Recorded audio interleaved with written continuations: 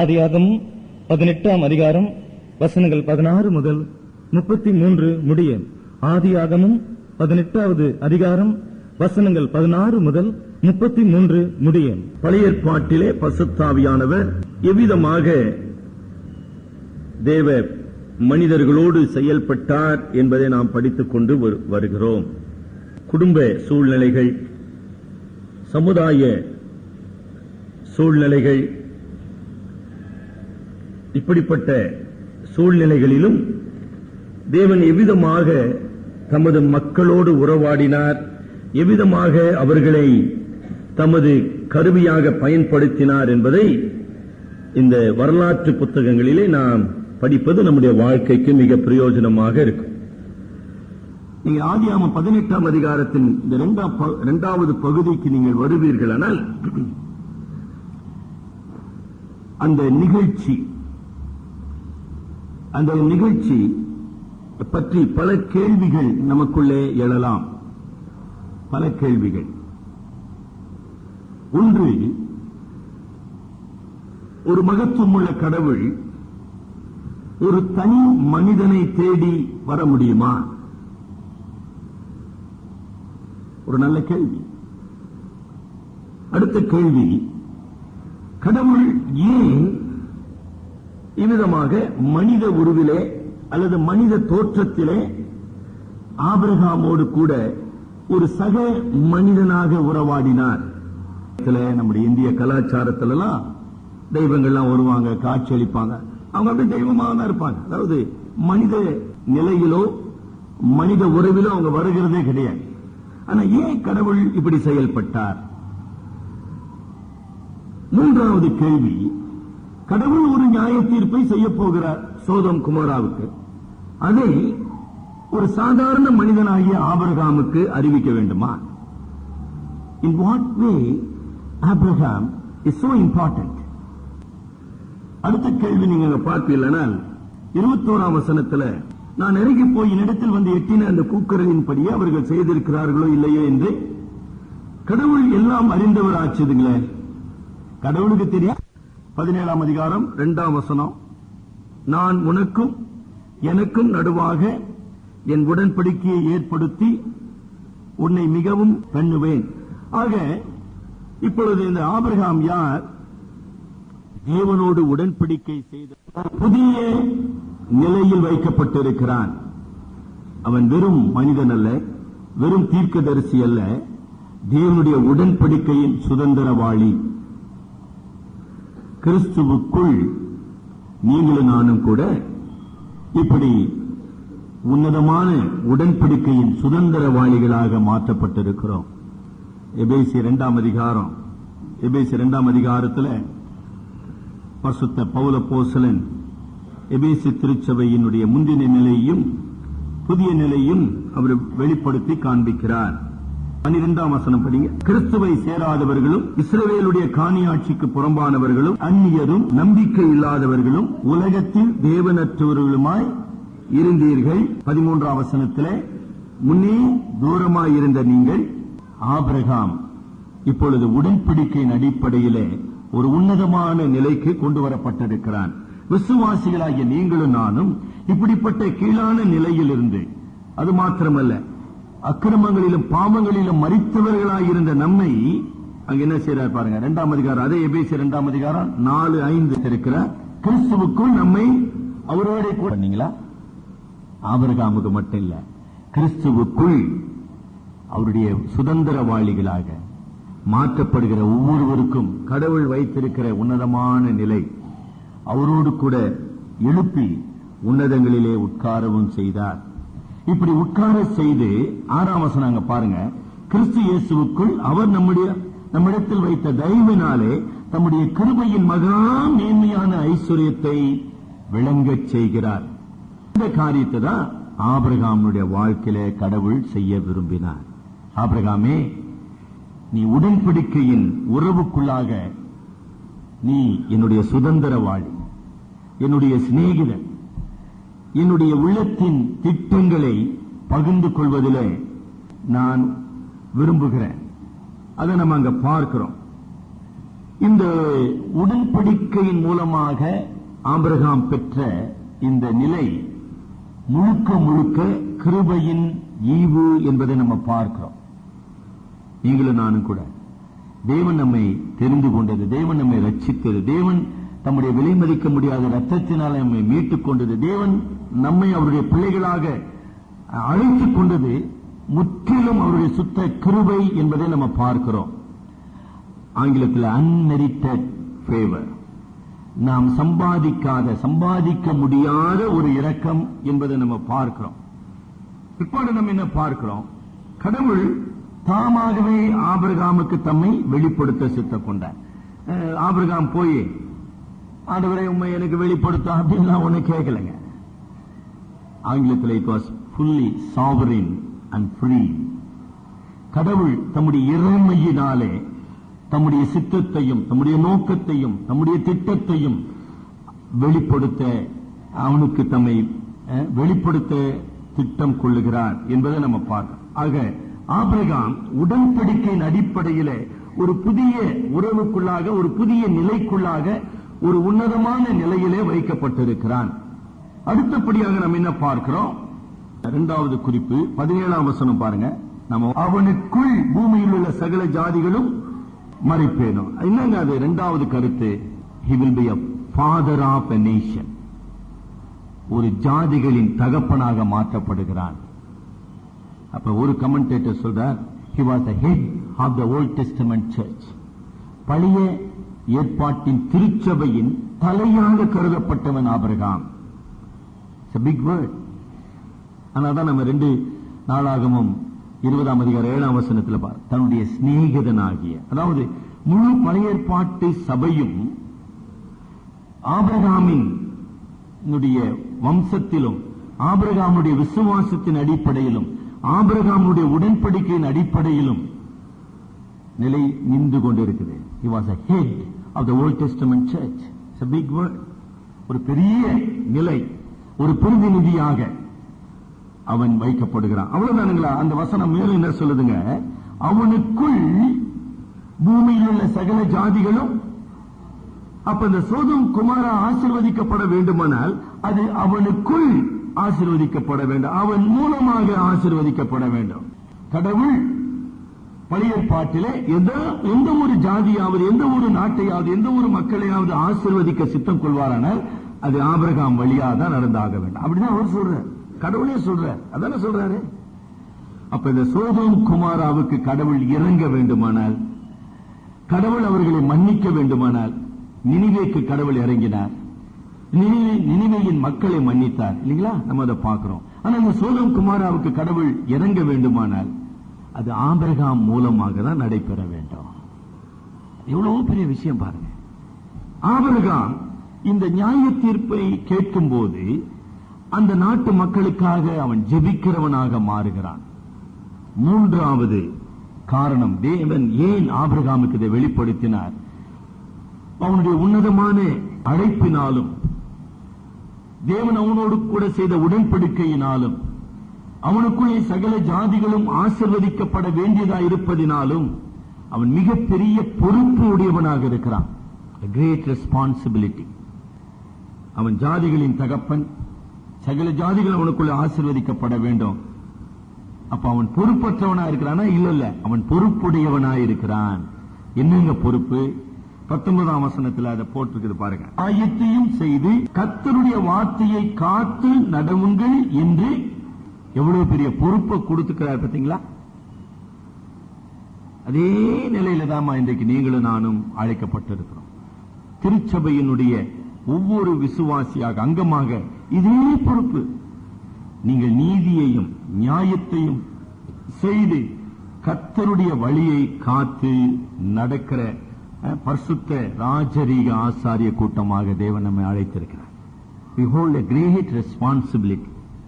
ஆக ஆபிரகாமுடைய கடமை என்ன? அவனுடைய பொறுப்பு என்ன? போதிப்பது, தன்னுடைய பிள்ளைகளை, தன்னுடைய வம்சத்தை அவர்களுக்கு கட்டளையிடுவது.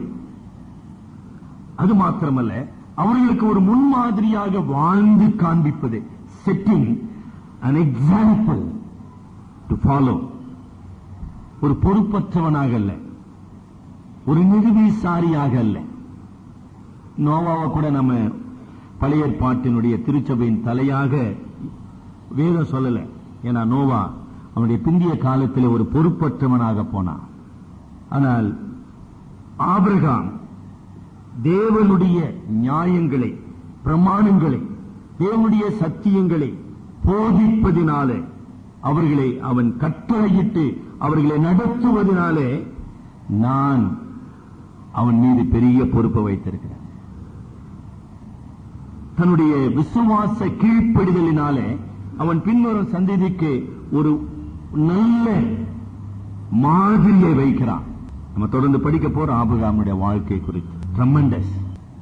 அது மாத்திரம்தானா? அவனுடைய கடமையில மிகப்பெரிய கடமை மன்றாடுவது, இன்டர்சீடிங். அதுதான் தொடர்ந்து வருகிற வசனங்களிலே நம்ம பார்க்கிறோம். ஆபிரகாம் இந்த மாபெரும் தேவனுடைய நியாய தீர்ப்பை கேள்விப்பட்டவுடனே அவனுடைய ரியாக்ஷன் எப்படி இருந்தது? அததான் நம்ம கிட்டத்தட்ட எங்கிருந்து வாசிக்கிறோம். 22ஆம் வசனம் முதல் 33ஆம் வசனம் வரைக்கும் நம்ம வாசிக்கிறோம். கடவுளுடைய நியாய தீர்ப்பை கேள்விப்படுகிற நீங்களும் நானும் நாம் என்ன பொறுப்போடு செயல்பட வேண்டும்? இந்த பகுதியினுடைய சில அடிப்படை உண்மைகளை நம்ம படித்தோம்.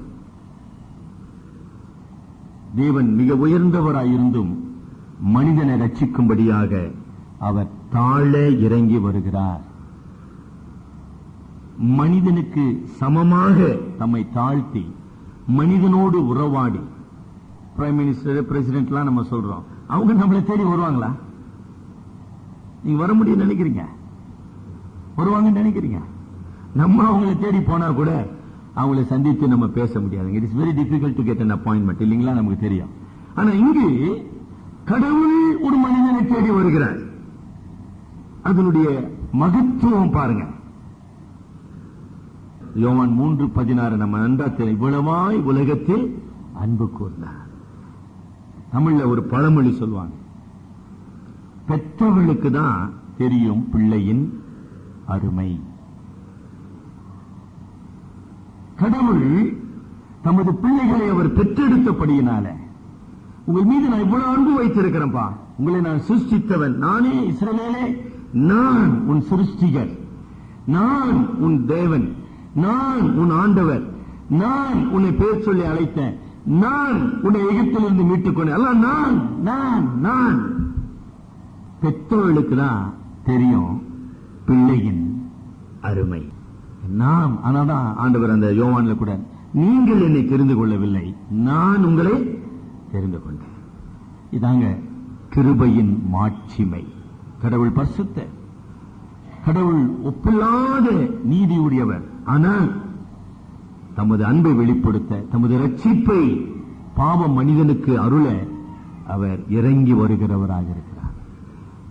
தேவகுமாரனாகிய இயேசு மனிதனாக வருவதற்கு முன்னதாகவே அவர் உலக தோற்றத்துக்கு முன்னே மனிதனாக உருவெடுக்கும்படி தன்னை அர்ப்பணித்தவர். மறந்து போயிடக்கூடாது. ஏன்னா முதல்ல தாங்க ரட்சிப்பு.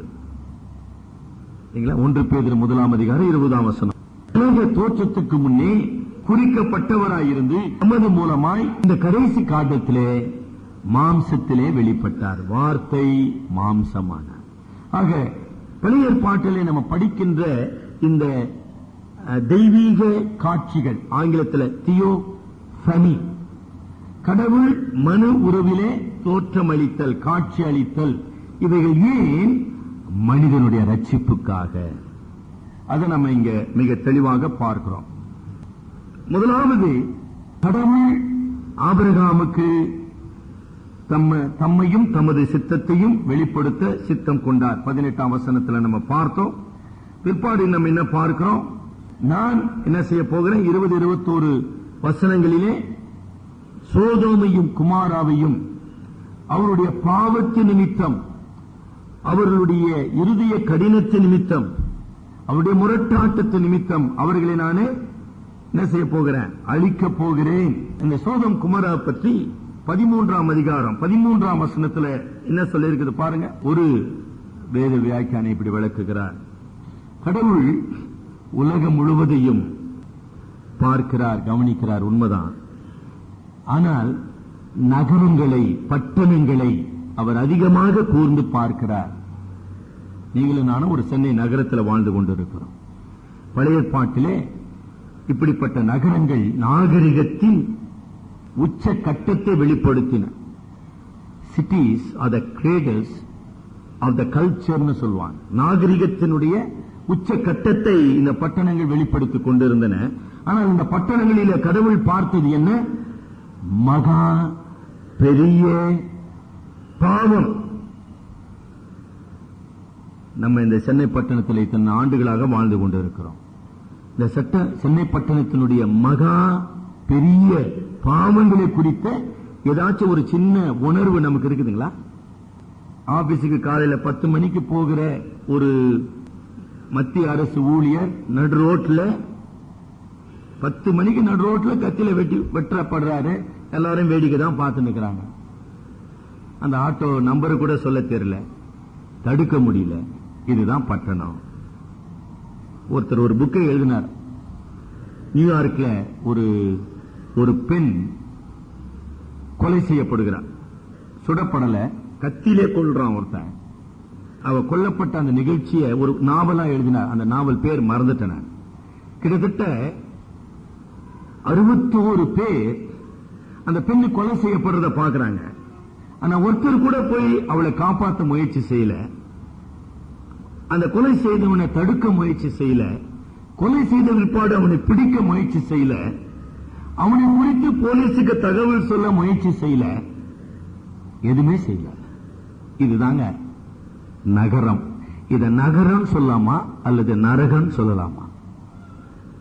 இன்னைக்கு அகமதாபாத் இனக்கலவரத்தினாலே, மத கலவரத்தினாலே பற்றி எரிந்து கொண்டு இருக்குது. நீங்க டிவியில பாத்தீங்கன்னா வேடிக்கை பார்க்கிற மக்கள் தான் அதிகம், அநீதியை தடுக்கிற மக்கள் குறைவானவர்கள். அந்த தைரியம் நமக்கு இல்லை. neither we have moral courage nor we have holy righteousness against the evil. இன்னைக்கு மனிதனுடைய பரிதாபமான நிலை என்னங்க? அவனுக்கு அறநெறி ஒழுக்க ரீதியான மன தைரியம் அவனுக்கு கிடையாது. நான் செய்வது சரிதானா அப்படின்ற தைரியமே அவனுக்கு அடிப்படையில் கிடையாது. இரண்டாவது, ஒரு அநீதி நடக்கும் போது அதை தடுக்க வேண்டும் என்கிற ஒரு எழுச்சி, ஒரு வைராக்கியம் அவனுக்குள்ள கிடையாது.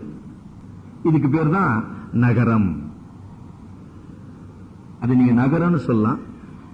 ஆனா இந்த இப்படிப்பட்ட சமுதாயத்தினிலே பாடு அனுபவிக்கிறவர்கள் அதை நரகம்னு சொல்லலாம். ஒன்னும் பெரிய வித்தியாசம் இல்லைங்க. அதனால்தான் யாரோ ஒரு தத்துவ ஞானி சொன்னானா, நீ சிரிக்கும் போது உலகம் உன்னோடு கூட சிரிக்கும். ஆனா மறந்துடாத, நீ அழும்போது நீ மட்டும்தான் அழுது கொண்டிருக்க முடியும். சிந்திக்க வேண்டிய ஒரு சொல். நீ சிரிக்கும் போது உலகம் உன்னோடு கூட சிரிக்கும். ஆஹா ஓ. ஆனா நீ அழும்போது நீ மட்டும்தான் அழ முடியும். You will cry alone. Nobody will cry with you. When you laugh, everybody will laugh with you. That is the human society.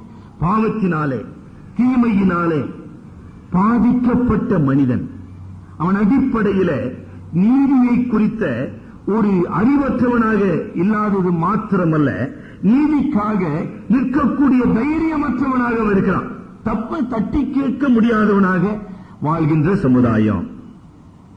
இது ஒரு பெரிய விஷயமே இல்லைங்க, ரொம்ப சின்ன விஷயம். நீங்க பஸ்ல டிராவல் பண்ணீங்க, ஒருத்தன் தப்பு செய்வான், ஒருத்தன் டிக்கெட் வாங்க மாட்டான், ஒருத்தன் குறுக்க ஏறுவான், ஒருத்தன் இடிப்பான். ஒண்ணுமே யாருமே செய்ய மாட்டாங்க. அவங்கவுங்க வேலையை அவங்க பார்த்துன்னு போயிருப்பான். நீ எப்படின்னா போங்கப்பா. It is not a responsible society, a totally irresponsible society. ஆனா இந்த சமுதாயத்தை நம்ம என்ன செய்யறோம்? நம்ம இன்னமும் மதிக்கிறோம் சொல்லி இருக்கிறோம். ரொம்ப படித்தவங்க எல்லாம் உயர்ந்தவர்கள் அப்படின்னு நினைப்பான் இல்லீங்களா? Totally false. முழுக்க முழுக்க பொய்.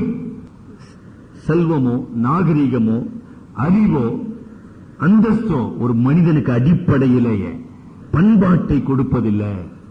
அதை தான் நம்ம இங்க பார்க்கிறோம்.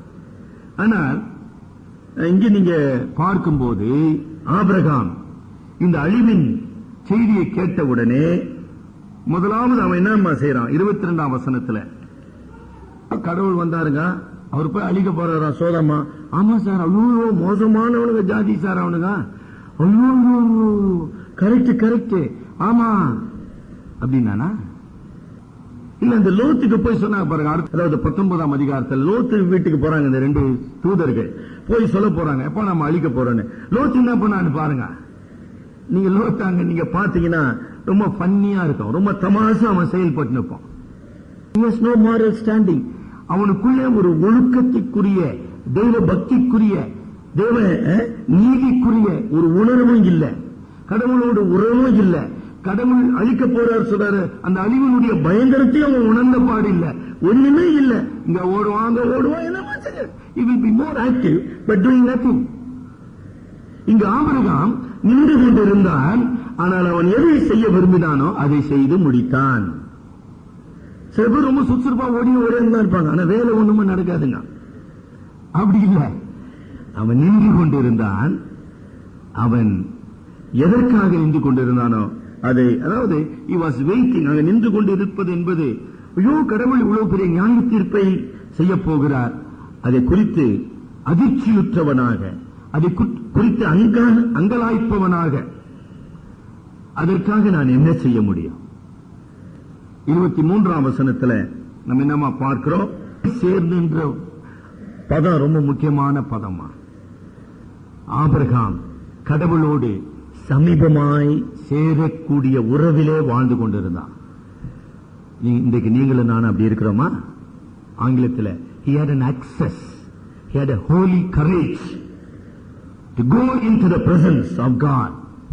எப்படி ஒரு பிரதான ஆசாரியன் மகா பரிசுத்த ஸ்தலத்துக்குள்ளாக சென்று இஸ்ரவேலுடைய பாவங்களுக்காக அவன் ரத்தத்தை தெளித்து பரிந்து பேசுகிறான், அந்த நிலையில இங்கு ஆபிரகாம் நின்று கொண்டிருக்கிறான். He had a holy courage. இந்த முதல் அடிப்படை கடவுளுடைய மகத்துவமான பயங்கரமான. எனக்கு பின்னால என்ன சொல்றான் பாருங்க, கடவுள் எப்படி விவரிக்கிறான். 25ஆம் வசனத்தினுடைய கடைசி பகுதிங்க, சர்வலோக நியாயாதிபதிக்கு முன்பாக நிற்கிறான். ரொம்ப பெரிய விஷயம். நம்ம இன்னும் கடவுளை அப்படி உணரல. நம்ம குடும்பத்துல, நம்முடைய சமுதாயத்துல, நம்முடைய ஊர்ல ஒரு பிரச்சனை வந்த உடனே என்ன சார் இப்படி ஆகி போச்சு, அப்படி இப்படிதான் பேசின்னு இருக்கிறமே ஒழிய கடவுள் நியாயம் தீர்க்கிறார். We don't realize that God is judging the wicked, the wicked.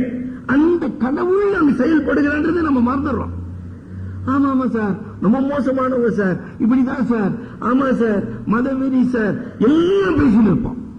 We will tell everything else except God is a righteous judge. அதை தவிர இது எல்லாம் 100 விஷயம் பேசிருப்போம். அதற்காக ஜெபிக்கவும் மாட்டோம். 2 நாளைக்கு முன்னால நீங்க கேள்விப்பட்டீங்க குஜராத்ல தீப்பற்றி இருந்ததுன்னு. எத்தனை, நான் முன்னாலே சொன்னேன், குஜராத்துக்கு பூமி எதிர்ச்சி வந்த போது எத்தனை பேர் குஜராத்துக்காக நம்ம ஜெபிச்சோம். அவர்கள் மகா பாவிகளா இருக்கலாம், அது வேற விஷயம். ஆனா உன்னுடைய என்னுடைய கடமை ஜெபிச்சோமா?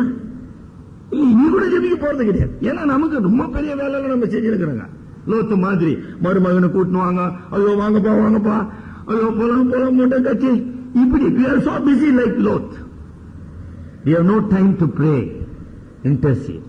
இதெல்லாம் செஞ்சுன்னு இருக்கிறோம். எனக்கு அருமையானவர்களே, சர்வ லோகத்தின் நியாயாதிபதிக்கு முன்பாக மன தைரியத்தோடு செல்லக்கூடிய பெற்றிருந்தான். அது மாத்திரம் தானா? அதே நேரத்தில் அவனுடைய மனநிலை எப்படி இருக்குது பாருங்க.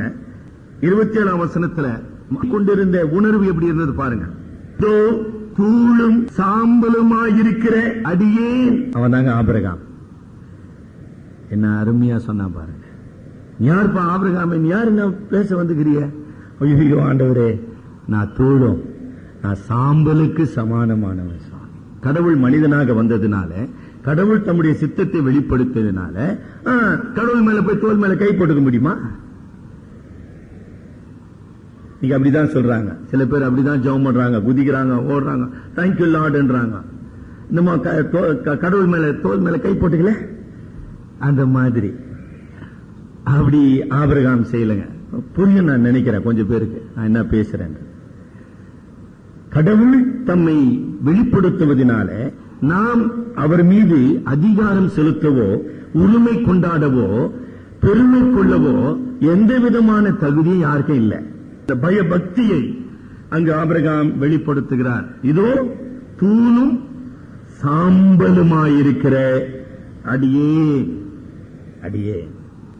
இதே மாதிரிதான் பவுல் அப்போஸ்தலன் தன்னை குறித்து 1 கொரிந்தியர் 15ஆம் அதிகாரம், பவுலும் தன்னை குறித்து இப்படிதாங்க பேசுறார். 15ஆம் அதிகாரம் பவுல் எப்படி சொல்றாரு பாருங்க இல்லீங்களா. 8 பிறவி போன்ற எனக்கும் தரிசனமானார், பெரியவனாயிருக்கிறேன், தேவனுடைய சபையை துன்பப்படுத்ததினாலே ஆகிலும் நான் இருக்கிறது தேவ கிருபையினாலே இருக்கிறேன். அகால பிறவி, அபார்ட்டட் சைல்ட், குறை பிறவி. ஐயோ ஆண்டவரே, நான் ஒரு நீதிமான் அல்ல, நான் ஒரு அப்போஸ்தலன் என்கிற உயர்ந்த நிலையை கொண்டவன் அல்ல, நான் ஒரு அகால பிறவி. திருச்சபையை துன்பப்படுத்தினால நானே துன்மார்க்கனாக இருந்தவன். தன்னை குறித்ததான சரியான அறிவை அப்போஸ்தலன் பெற்றிருந்தான். அதுதான் இங்க ஆபிரகாம் செய்கிறார். சரிங்களா? அது ரொம்ப முக்கியங்க. நம்ம ஜெபிக்க வரும்போது ஆபிரகாமுடைய மாதிரியை நம்ம கற்றுக்கொள்கிறோம். ஜெப மாதிரி. கடவுள் யார்? அவர் ஞானமுள்ளவர், அவர் நீதியுள்ளவர், அவர் நியாயம் செய்யாமல் இருப்பார், அவர் தவறு செய்யக்கூடாதவர். He is holy and righteous. இல்லைங்களா? அவர் செய்வதெல்லாம் நீதி. அவருடைய நீதிக்கு நான் என்னை கீழடக்குகிறேன். ஆண்டவரே, நீர் ஏன் இதை செய்கிறீர் என்று கேட்பதற்கு எந்த மனிதனுக்கும் அங்கு நியாயம் கிடையாதுங்க. இல்லைங்களா? அது மாத்திரம் என்ன சொல்றாரு பாருங்க. 24ஆம் வசனத்துல கடவுள், 23ல கூட துன்மார்க்கனோடு நீதிமானே, கடவுளை குறித்த ஒரு தெளிவை ஆபிரகாம் பெற்றிருந்தான்.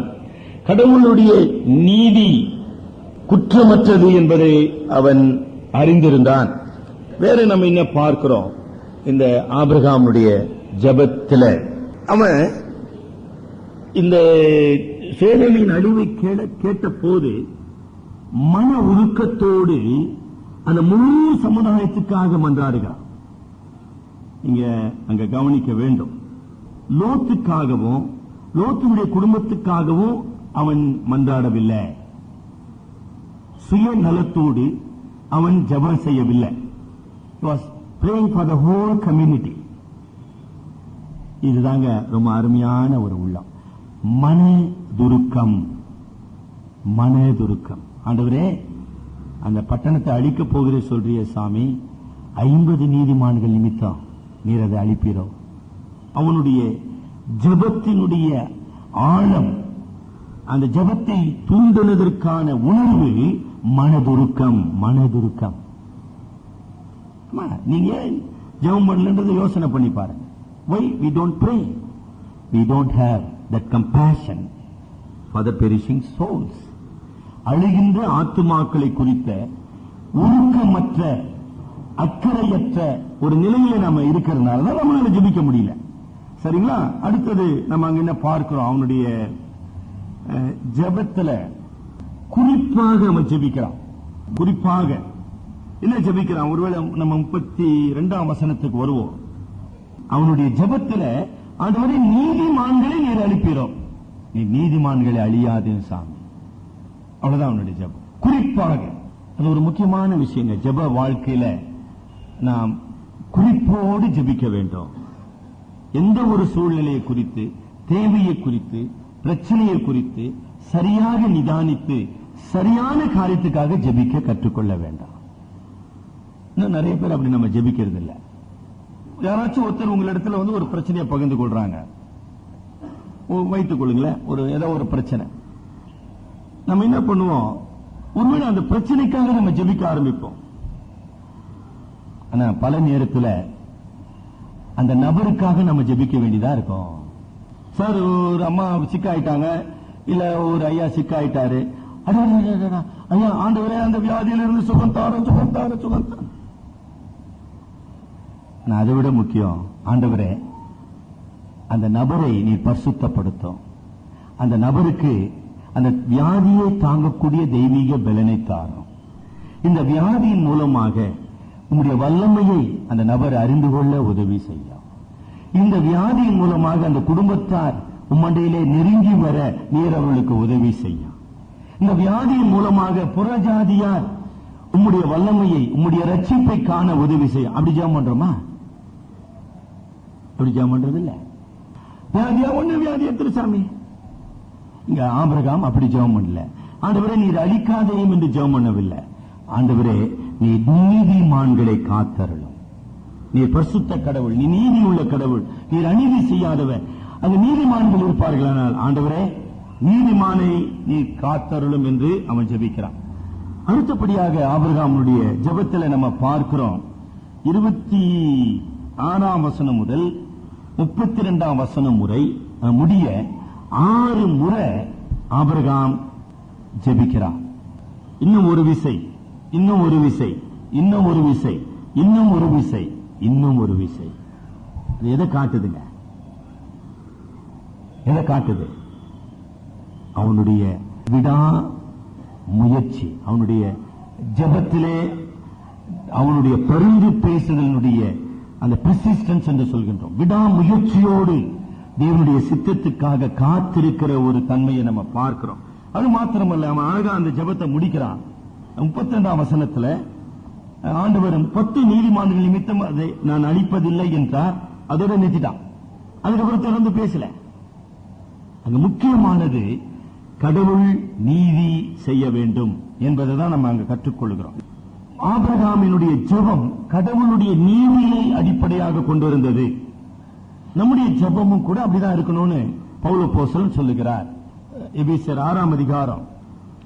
நம்ம ஜெபிப்பதற்கு முன்னதாக நம்முடைய ஆவிக்குரிய நிலை எப்படி இருக்க வேண்டும் என்று அங்கு எபேசியர் 6ஆம் அதிகாரத்தில் ஏறக்குறைய 10ஆம் வசனம் தொடங்கி 18ஆம் வசனம் முடிய பவுல் பேசிக் கொண்டு போகிறார்.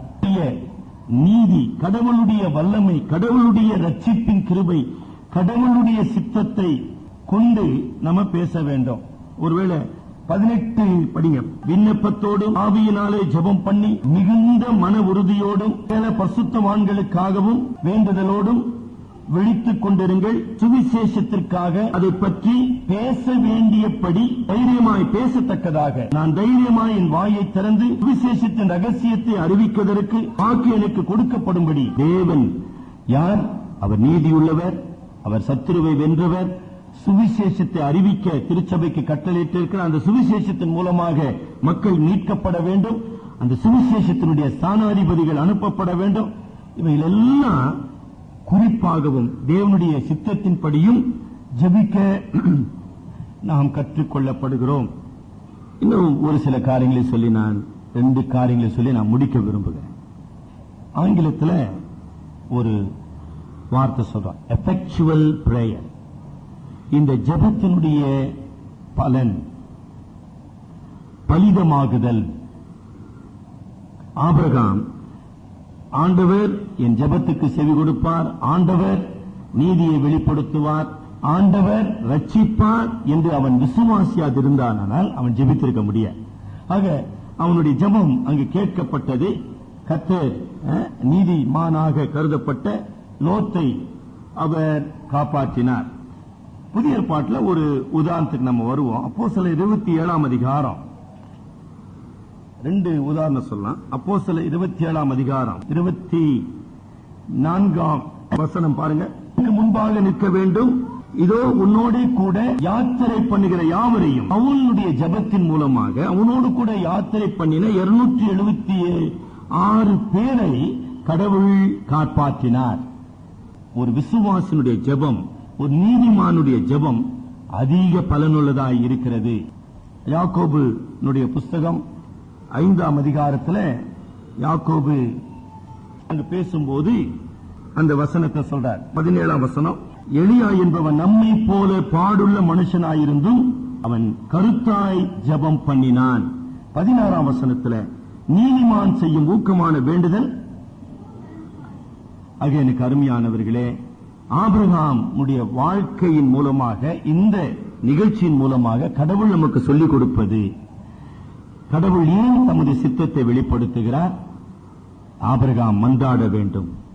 ஆபிரகாம் லோத்துக்காகவும் சோதோம் குமாரருக்காகவும் பரிந்து பேசுகின்ற அந்த அவனுடைய கடமையை ஆற்ற வேண்டும் என்பதை நினைவுபடுத்துகிறார். ஆபிரகாம் தேவனுடைய சமூகத்திலே பரிந்து பேசி லோத்துக்காகவும் அவனுடைய குடும்பத்துக்காகவும் ஒரு மீட்பை அங்கு பெறுகிறத நம்ம பார்க்கிறோம். புதிய ஏற்பாட்டின் வெளிச்சத்தில் நாம் வந்து நிற்கும் போது ஒரு விசுவாசியாக குடும்பத்தையும் சமுதாயத்தையும் சபையையும் நாட்டையும் நாம் தேவனுடைய சமூகத்திலே கொண்டு வர வேண்டியவர்களா. ஜெபத்தில் பல விதங்கள் இருக்குதுங்கம்மா. பொதுவாக நீங்க ஜெபிக்கும் போது இந்த முறைகளை பின்பற்ற முயற்சி செய்யுங்க. நம்ம கடவுளை துதிக்கின்றோம், ஆராதிக்கிறோம், ரொம்ப நல்லது, அது ரொம்ப முக்கியமானது. பாவத்தை அறிக்கை செய்கிறோம், ரொம்ப அவசியமானது. நம்முடைய தேவைகளுக்காக ஜெபிக்கிறோம், ரொம்ப நல்லது. எல்லாவற்றுக்கும் மேலாக மற்றவர்களுடைய ஆத்ம ரட்சிப்புக்காக பாரத்தோடு ஜெபிக்கின்ற ஒரு பரிந்து பேசுதல் ரொம்ப முக்கியமானது. எஸ்ராவின் புஸ்தகத்திலும் தானியலின் புஸ்தகத்திலும் நம்ம எப்படி பார்க்கிறோம், ஆவிக்குரிய போர், ஒரு ஸ்பிரிச்சுவல் வார்ஃபேர், கடவுளோடு மக்களுடைய ரட்சிப்புக்காக, மக்களுடைய அழிவிலிருந்து கடவுள் அவர்களை ரட்சிக்கும்படியாக பரிந்து பேசுகிற அந்த ஊக்கமான ஒரு பொறுப்பை திருச்சபையாக நாம் பெற்றிருக்கிறோம். எபேசியர் 2ஆம் அதிகாரம்,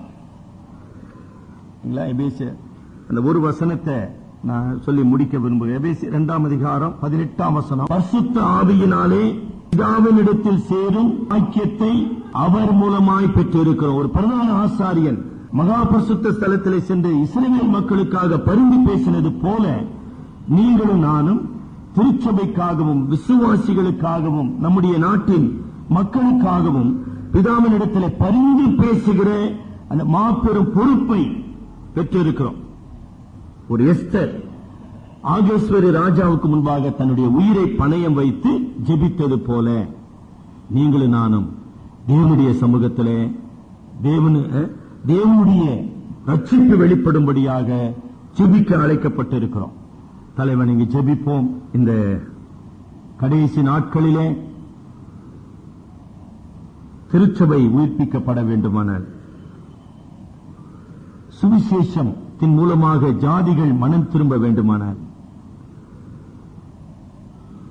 தேவனுடைய அழிவிலிருந்து மக்கள் காக்கப்பட வேண்டுமானால், திருச்சபையாகிய நீங்களும் நானும் ஆபிரகாமை போல தேவனுடைய சமூகத்திலே காத்திருந்து பரிசுத்தத்தினாலே தைரியம் அடைந்து பரிந்து பேசுகிறவர்களாக நாம் செயல்பட வேண்டும்.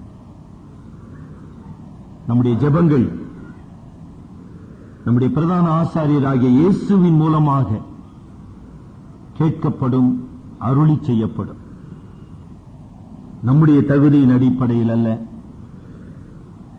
குற்றமற்றவரும் பரிசுத்தரும் மாசில்லாதவருமாகிய பிரதான ஆசாரியராகிய இயேசுவின் ஜெபத்தினாலே, பரிந்து பேசுதலினாலே நம்முடைய ஜெபங்கள் பதிலளிக்கப்படும்.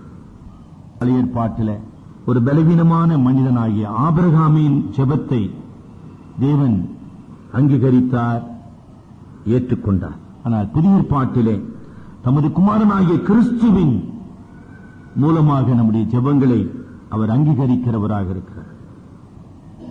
எவ்வளவு அற்புதமான ஒரு உண்மை!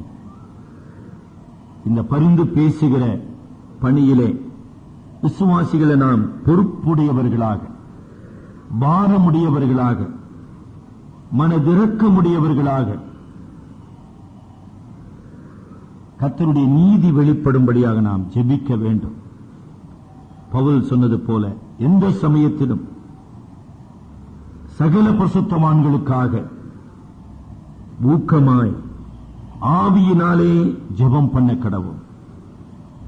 பிரியமானவர்களே, இதுவே அனுக்கிரக காலம், இந்த இரட்சணிய நாள் என்று வேதம் எச்சரிக்கிறது.